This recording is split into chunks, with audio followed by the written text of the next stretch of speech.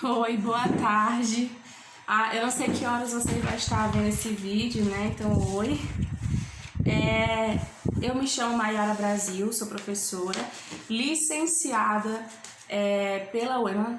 Sou da UEMA aí, né? A gente agradece até os professores que estão me assistindo. E a convite da Escola Coelho Neto, estou aqui mais uma vez para dar uma aula em vídeo sobre a Revolução Industrial. E, gente, é a minha primeira semana com essas tecnologias, então eu estou aprendendo um pouquinho, aprendi a colocar a câmera no lugar certo, a olhar fixamente para os olhos de vocês. E hoje o tema, claro, gente, a Revolução Industrial, ela é muito grande, é um tema muito extenso, então nós vamos dividir a Revolução Industrial em 3 aulas. Nós já tivemos a primeira na semana passada, hoje já é a segunda aula, e na próxima semana nós vamos ter a terceira aula de Revolução Industrial para finalizar. Não durma, não ache chato, abra sua cabecinha, comece a gostar de história. Eu tenho certeza que vocês vão amar a história. Claro que nos primeiros momentos parece ser muito chato, mas não é. Depois que você entende, você fica olhando para a sociedade que você vê e você percebe que a história está em todos os cantos da sociedade. Então hoje nós vamos falar dessa parte do pioneirismo inglês, sobre as máquinas, como era o cotidiano das pessoas na fábrica. Então nós vamos falar um pouquinho disso aí hoje, né? Então é mais questão social e o pioneirismo em inglês, né? Então vamos começar pelo contexto da Inglaterra. Como é que a Inglaterra estava vivendo ali no século XVIII? Lembrando que olhe lá a videoaula sobre Revolução Industrial para você lembrar o que foi que aconteceu, para você lembrar o contexto da Revolução Industrial. Depois volta aqui, dá uma olhadinha para você não ficar perdido. Então, lembrando, né, o contexto social da Inglaterra. A Inglaterra foi um dos primeiros lugares a desenvolver a máquina a vapor. E como é que eles faziam isso, gente? Os burgueses, que eram os grandes comerciantes, os donos das fábricas, eles não eram os caras cientistas inovadores. Eles eram, de forma pejorativa, eram aqueles que pagavam inventos, inovações. Então eles faziam premiações, faziam competições para que as pessoas levassem as suas ideias. Muitas vezes eram ideias extraordinárias, que eram prêmios assim bem abaixo, bem baratinho. Depois eles copiavam aquelas máquinas e faziam em grande escala e ganhavam muito dinheiro, muito lucro. O burguês, gente, não é que a gente fala mal do burguês, é porque o burguês ele tem um objetivo, lucrar, né? Esse é o objetivo maior do burguês, não importa como. E isso no século XVIII, estamos na Revolução Industrial, lembra lá. Então o burguês ele vai querer lucrar acima de qualquer coisa, acima de todo mundo. Então ele pagava às vezes premiações justas, outras vezes nem tanto. As máquinas a vapor, né, elas vão surgir diversas inovações, premiações. De alguma forma nós sabemos que a máquina a vapor ela surgiu no meio em que as pessoas estavam acostumadas com artesanato, com a manufatura. Então foi uma revolução, uma grande mudança. E é claro que as fábricas também, elas no início eram enormes, emitia muitas fumaças pretas, né? A fumaça preta. Essa fumaça preta, gente, é altamente cancerígena e também causa problema respiratório para as pessoas que trabalham na fábrica. Então as pessoas que todos os dias acordavam, passavam 14, 18 horas numa fábrica inalando essas fumaça preta, tinha muitas chances de desenvolver problemas respiratórios e muitas chances também de adquirir aí algum tipo de câncer, algum tipo de doença. Então esse aí era o contexto da fábrica. E se você quer que eu acrescente um pouquinho, eu vou acrescentar. Muitas pessoas associam a Revolução Industrial como a época do desenvolvimento. Então, a Revolução Industrial, ela ajudou muitas pessoas. A Revolução Industrial, ela mudou muito a vida das pessoas, mas muitas pessoas continuaram marginalizadas. E essa Revolução Industrial, ela acabou fazendo com que o meio ambiente ficasse cada vez mais prejudicado, como ficou ainda mais acentuada a poluição pelo ar, então a poluição atmosférica. Então os mais frágeis eram os operários que trabalhavam nas fábricas, a população que vivia ao redor, o operário que precisava trabalhar na fábrica vivia ao redor das fábricas. Então essa população periférica, essa população que sofria mesmo com essa poluição, eram os mais pobres, eram os mais marginalizados. E, claro, nós vamos colocar aí alguns fatores de risco, as crianças e os idosos. São os grupos que têm mais riscos de ser prejudicados com essa poluição, mesmo de inalar essa fumaça. Mas isso não quer dizer que os adultos não estejam envolvidos, né? Porque os adultos, muitas vezes a gente vai descobrir algum sintoma depois de um certo tempo, ou então às vezes em um curto tempo também se manifesta em adultos. Então era muito tenso para todo mundo que era pobre, que era marginalizado, que vivia muitas horas dos seus dias nas fábricas, tá bom? Ou então moravam perto das fábricas. Hoje nós sabemos que as máquinas que elas emitem muita fumaça preta, elas têm problemas, são máquinas antigas, porque máquinas que não são sustentáveis. Hoje em dia nós sabemos que existe muitas máquinas que elas buscam essa sustentabilidade, muitas indústrias que elas buscam essa sustentabilidade. E aí basta a gente ter uma atenção maior, começar a escolher os produtos que têm essa política de sustentabilidade, procurar nos conscientizar de que nem sempre uma indústria que polui demais está fazendo bem pra gente, porque nós moramos no planeta Terra, né? Onde a gente está destruindo o meio ambiente, nós estamos poluindo os mares, os rios, e a gente acha que está tudo bem porque isso não prejudica a gente. Isso não é verdade. Nós moramos no mesmo lugar que é o planeta Terra, que está ficando cada vez mais doente. Estude o ecossistema, né? Você vai entender que nós precisamos do meio ambiente. O meio ambiente ele é maravilhoso, é amplo, e a gente precisa dele para sobreviver. Então a gente pode sim consumir o meio ambiente, mas de forma sustentável, né? Tem algumas propostas que as indústrias fazem que é para diminuir inclusive a poluição que nós fazemos quando a gente joga plástico fora, some dos nossos olhos, né? A gente coloca na lixeira, o carro de lixo leva o lixo e a gente pensa que sumiu, mas não, vai ficar em milhares de anos no meio ambiente e a gente mora nesse mesmo planeta, né? Não tem como jogar fora, não tem como tirar do planeta, nós estamos aí dentro desse planeta. Então, continuando, aí nós vamos ter a presença das crianças e dos idosos. Como eu falei para vocês, aqui não tinha uma legislação trabalhista. Então, o trabalho infantil, ele era muito frequente. E as pessoas dizem, mas a criança ajudar em casa, isso não atrapalha nem nada, isso educa. Esse pensamento aí, ele era mais frequente no século XVIII. Só que, gente, não era uma educação que eles estavam dando para crianças, não, sabe? Eles estavam colocando as crianças em fábricas, de 14 a 18 horas por dia, trabalhando como se fosse um adulto. Inclusive, por elas ser menores, pequenas, eles colocavam, quando dava um pipoco, alguma coisa em uma máquina super perigosa, com engrenagens enormes e afiadas, que cortavam de ferro, eles colocavam a criança no meio para poder tirar alguma coisa que caiu lá embaixo, ou às vezes em movimento, aí você passava por baixo para pegar alguma coisa. Era muito arriscado, a criança podia morrer, e não é à toa que teve sim muitas mortes de pessoas na fábrica, acidentes nas fábricas também, né? Não só de crianças como adultos, como idosos também. E aí essa criança, muitas vezes, ela ia para a fábrica e o adulto falava, não, nós estamos educando, é melhor botar na fábrica do que botar na rua, né? Só que, na verdade, era uma condição de pobreza que estava dando para a criança, né? Desde pequena, ela entrar nesse trabalho perigoso, arriscando a vida, inalando fumaça, e aí você sabe que a longo prazo isso ia dar problema para as crianças. Então a expectativa de vida aí não era muito alta para os pobres, não. Os pobres tinham uma expectativa de vida muito baixa, então as crianças iam para lá, iam trabalhar, e já desde criança não tinha acesso à educação. Quando a gente não estuda, é bem difícil a gente ter consciência das coisas e por consequência mudar a trajetória de vida. Não estou dizendo que é impossível, mas a criança, ela precisa estudar para que ela possa mudar aquela realidade que ela vive. Eu falo nesse sentido aqui, Revolução Industrial, as crianças pobres da Revolução Industrial.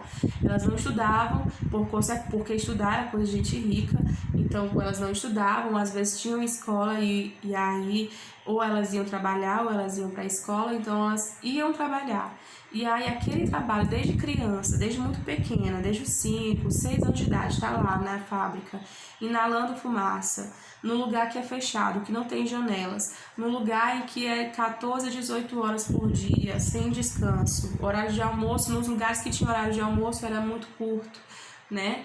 Então, isso tudo vai fazer com que as crianças adoeçam, morram mais cedo e muitas vezes quando chegam na fase adulta, elas não possam modificar a vida delas. E é isso que é o crime, né? Que é tirar das crianças a oportunidade de mudar a história delas, de mudar a vida delas. E também desde criança colocar a criança numa situação de risco como essa, né? De fábricas que eram perigosas, extensas, inclusive os gerentes, as pessoas que trabalhavam para o burguês, que fiscalizavam o proletariado, que é a classe média, geralmente a classe média, eles castigavam mesmo os proletariados, castigavam os adultos e ainda mais as crianças, né?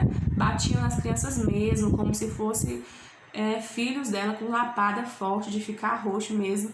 E isso era frequente, às vezes por descansar, não só as crianças, mas os adultos também, às vezes por descansar, às vezes por estar assobiando ali, né? Então isso aí vai acontecer muito.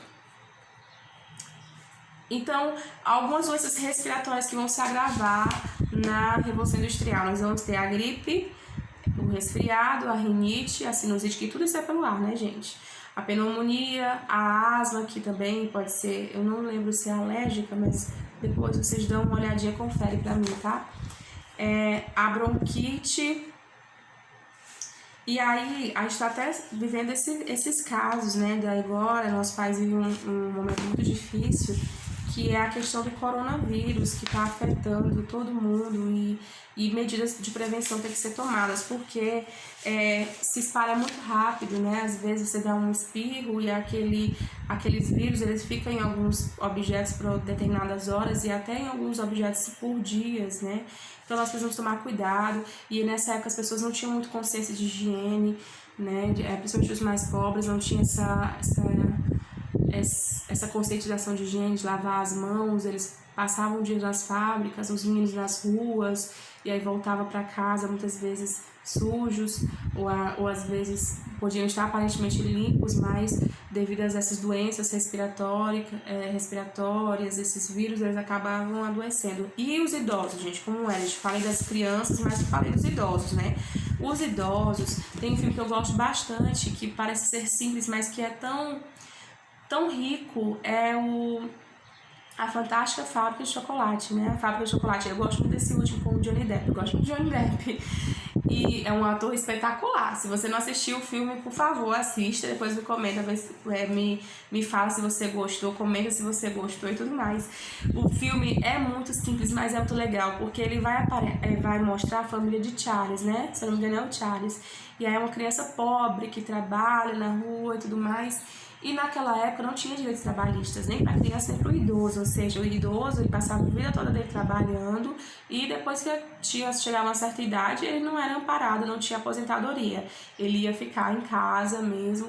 E muitas vezes a gente sabe que hoje no século XXI muitas pessoas abandonam os seus pais, né? Eles tendo um salário, aposentadoria. Muitas vezes esses avós, esses pais, eles são abandonados mesmo pela família. Agora você imagina no século XVIII, não tem nenhuma lei trabalhista para essas pessoas, e aí os idosos, eles estão lá sem aposentadoria, em casa, era o quê? Boca para alimentar, para os netos e para os filhos. Então a maioria deles eram abandonados, viravam mendigos, né? As pessoas passavam na rua. Até hoje tem marginalização com as pessoas que moram na rua, e aí passavam na rua, jogavam coisa neles, né? Assim, agora isso aí foi hipotético, mas eu imagino que as pessoas viam, eu imagino como se fosse hoje. Hoje nós andamos na rua, muitas pessoas jogam lixo nos mendigos, jogam cerveja nos mendigos, maltratam, matam, passam por cima, escondem ainda por cima. Agora você imagina o século XVIII, né, como não era, e eu imagino que devia ser uma situação muito difícil. Então, muitos deles se sentiam também inúteis, né, estavam lá sentados sem poder trabalhar, e a família lá, alguns que acolhiam, né, algumas pessoas que acolhiam, os velhinhos se sentindo inúteis, os idosos se sentindo inúteis, e aí vem o quê?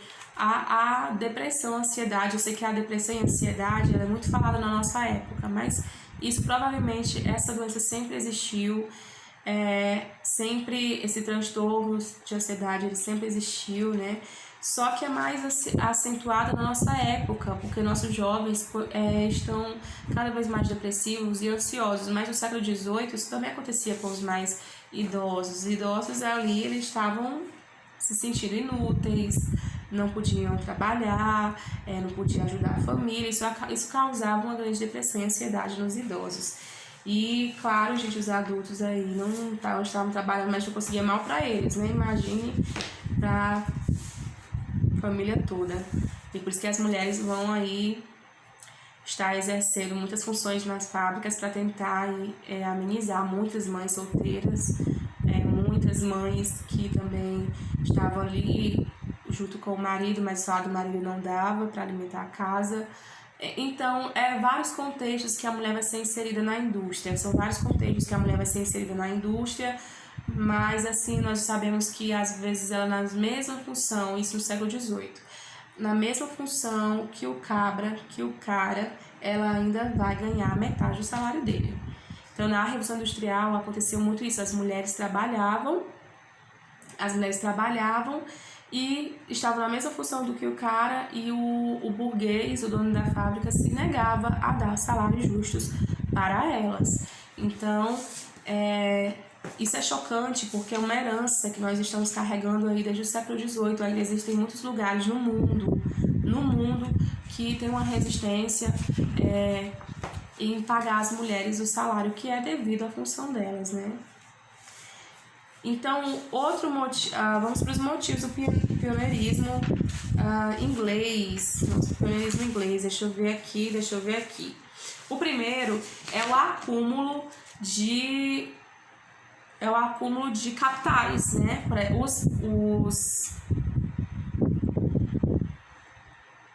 Os ingleses, eles passaram séculos com a pirataria e com negócios com os países colonizadores. Então, esses dois motivos vão ser o principal motivo para... Esses dois elementos que eu mostrei para vocês vão ser um dos principais motivos para o acúmulo de capitais. Agora eu vou explicar para vocês direitinho como é que funcionava isso.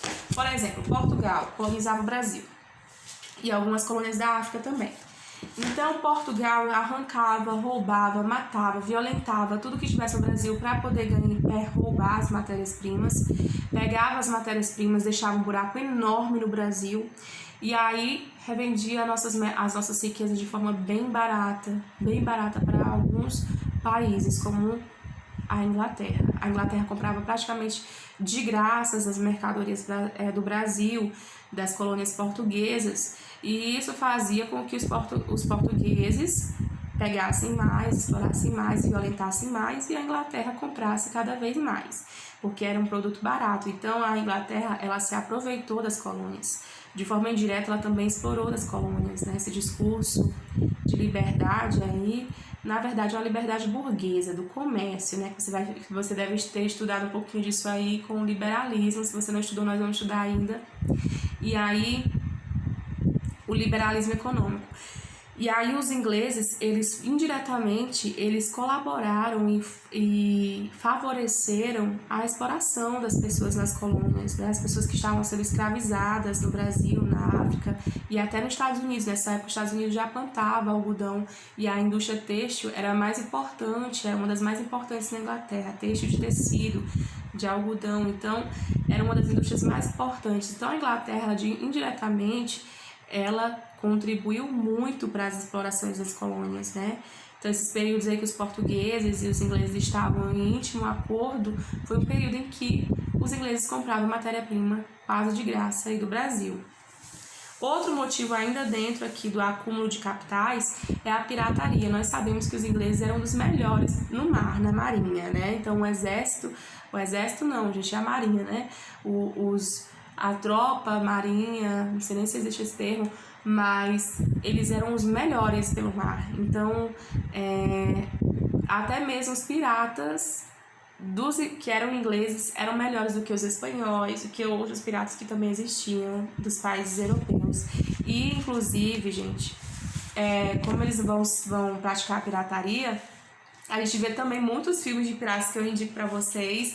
E aí eu vou falar dos Piratas do Caribe, indico muito. Eu sei que vocês já assistiram, então alguns nem gostam. Mas assistam, gente, Johnny Depp é top.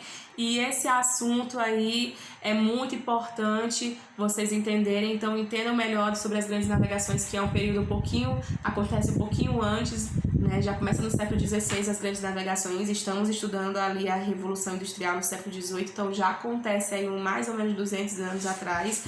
Mas foi assim que eles conseguiram acumular as riquezas dele. A gente acha muito legal os piratas, né? Acha como se eles fossem heróis, como se eles fossem, enfim, caras heróicos, engraçados. No filme é muito engraçado, mas na verdade eles eram ladrões, eles roubavam outras embarcações, ou seja, se eles não conseguiam comprar aquela mercadoria de forma barata, eles iam lá e roubavam. Elizabeth I, né, que a gente estudou lá no primeiro capítulo, já nos primeiros dias de aula, quando a gente estava estudando a última era da família Tudor, a gente viu a Elizabeth I e elas bancou muitos piratas famosos mesmo, tirou as riquezas de muitos lugares, principalmente dos navios espanhóis que vinham das colônias espanholas. Eles pegavam mesmo as mercadorias, se não dava no amor, ia mesmo na guerra. E aí eles conseguiram construir um império de riquezas, mas de exploração, de violência e de roubo, de tudo que você possa imaginar.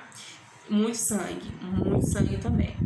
Então, o segundo motivo é a mão de obra barata. Por quê? Na Inglaterra, como eu falei para vocês, houve uma mudança política. Eu falei para vocês isso na aula presencial, sobre as aulas de Revolução Puritana, Revolução Gloriosa. Pois é, aconteceu muitas mudanças nesses últimos séculos, aí desde o século XVII, um pouquinho antes. Você pode ver que aconteceu muitas mudanças, um aceleramento de mudanças na Inglaterra. E aí os burgueses, eles vão lá e cercam as propriedades. Eles vão pegar aquelas terras que eram dos camponeses, que os camponeses plantavam, que os camponeses viviam, só tinha isso de sustento para eles. Vão tomar as terras deles, vão cercar e vão mandar os camponeses se virar. Vão procurar um lugar para vocês, porque eu não quero vocês aqui nessas terras. E aí os camponeses, coitados, pegam as suas trouxinhas e vão para onde? Para as cidades. Nós já estudamos isso lá na Revolução Industrial, da primeira aula. Nós já falamos um pouquinho sobre esse êxodo rural. Então muitas pessoas saíram de livre e espontânea vontade do campo, mas muitas pessoas na Inglaterra saíram por causa do cercamento, cercaram as terrinhas deles, eles tiveram que ir para a cidade.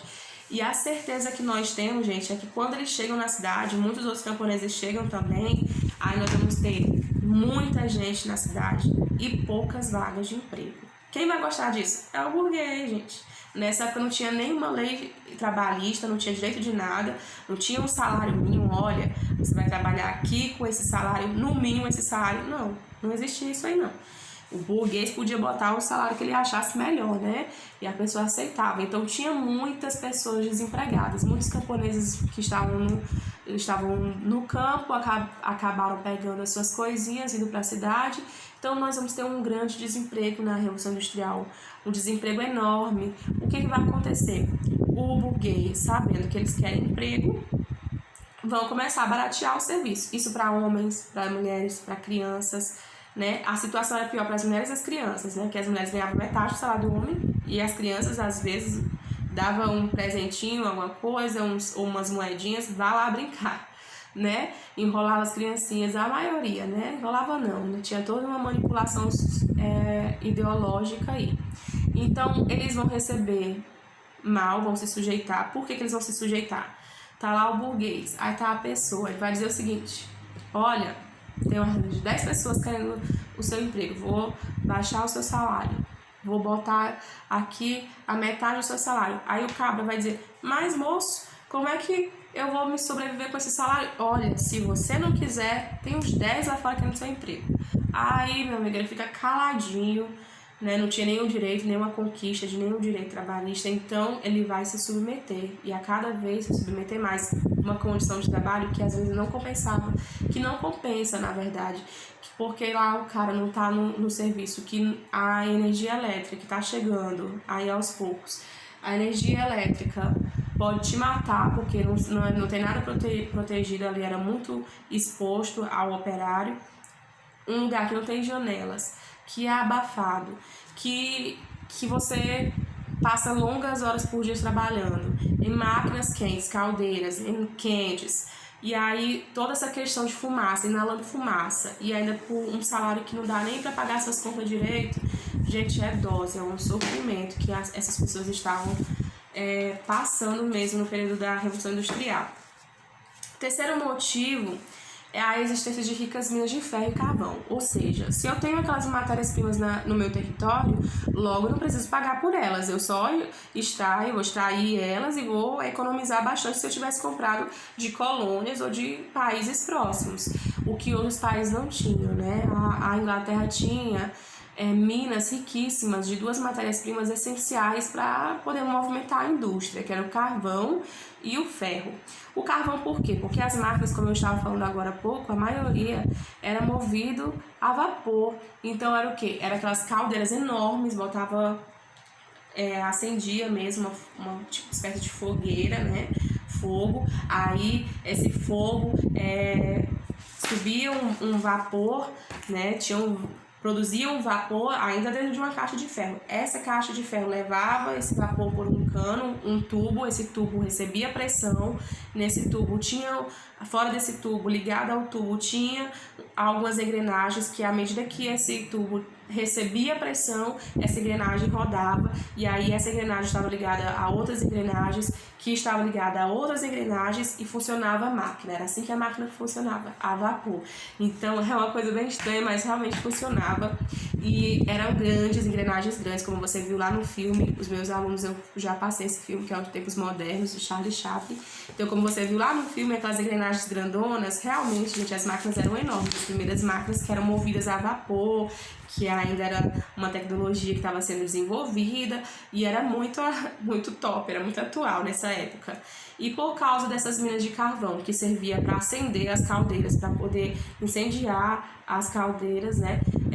Acender o fogo ali, era com carvão que tinha nas minas da Inglaterra. E aí, o ferro por quê? As primeiras máquinas, elas eram feitas de máquinas de madeira.